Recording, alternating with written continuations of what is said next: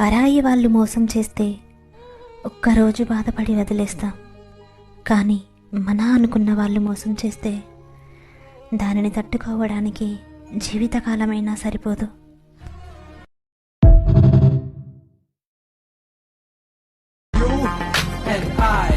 Only you and I, yeah.